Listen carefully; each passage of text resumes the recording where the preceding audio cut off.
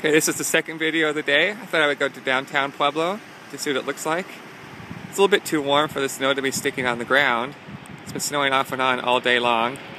There's City Hall, Memorial Hall. In the back is the PBR building. As I pan over this way, you can see the Senior Center. That's the old police building. There's the Convention Center and Hotel. That's what they will be expanding if we get the state grant. Keep panning, you'll see the AT&T building over here. I-25 is in the background. It's a little windy right now. Way in the back you can see the Thatcher building, not very good.